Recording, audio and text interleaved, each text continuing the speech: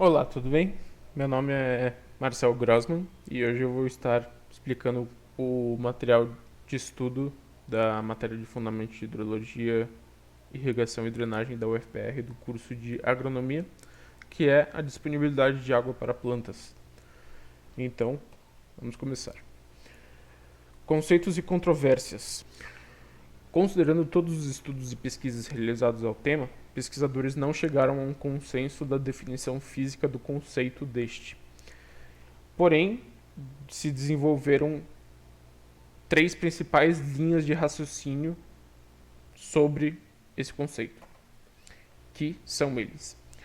O primeiro sendo a água no solo é igualmente disponível na CC e na PMP, ou seja, na capacidade de campo e no ponto de murcha permanente, que significa que as funções biológicas da planta serão estáveis entre os dois limites e decai bruscamente ao ultrapassar o limite inferior, que a gente pode ver na curva A aqui no gráfico, que ela segue constante retilínea no 100% e decai logo ao chegar na PMP.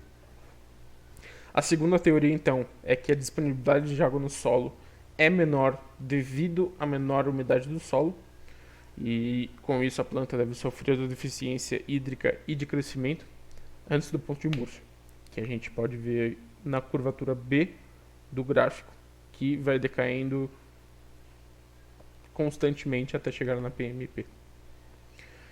E a terceira teoria mais aceita atualmente é que a água disponível é dividida em dois intervalos: a facilmente e imediatamente disponível e a decrescentemente disponível, estabelecendo então um ponto crítico entre a CC e a PMP, como um critério adicional para estudos.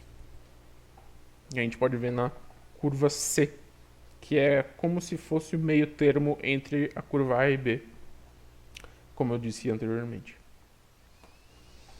Considerações e complicações.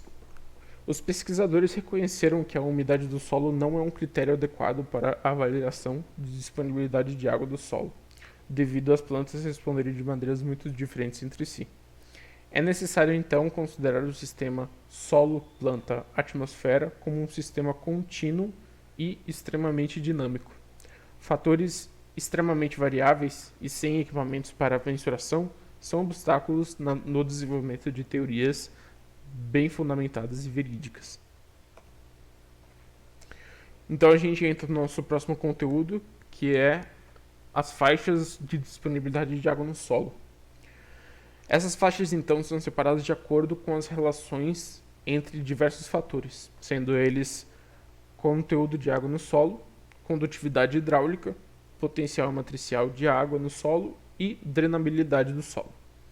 A primeira faixa é a de solo muito úmido, mostrado aqui no gráfico como o número 1,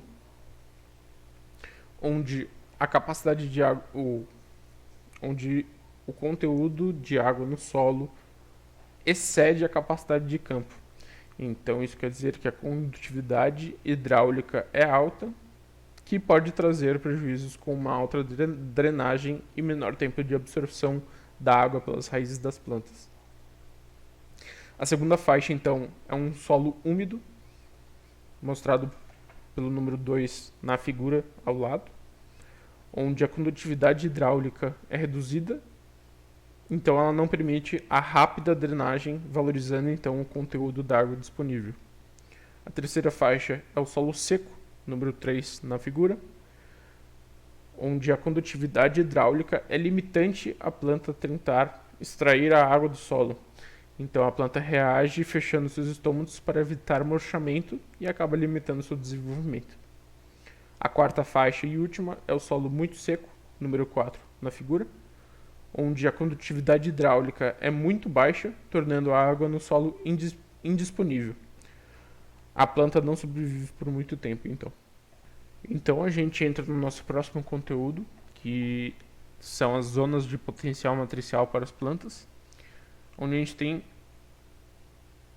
uma divisão em 4. A primeira é uma zona de taxa constante, onde as condições para o desenvolvimento das plantas são considerados ótimos e os estomatos ficam abertos. É delimitada então pelos potenciais Psi2 e Psi3. As zonas úmida e anaeróbica são solos bem úmidos com potenciais matriciais menos negativos. Ocorre falta de oxigênio no sistema radicular da planta. A zona de taxa decrescente ela varia de acordo com as condições atmosféricas definidas por Psi3. Ela é denominada conteúdo crítico da água, que será o nosso próximo conteúdo daqui a pouquinho. A zona de murcha permanente ela é definida por Psi4.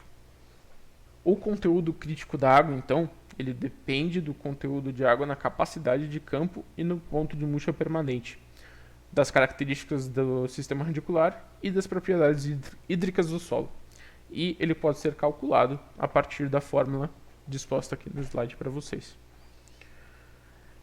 Com isso, pessoal, então eu finalizo a minha sessão da matéria do material de estudos. Então, muito obrigado pela atenção e até mais.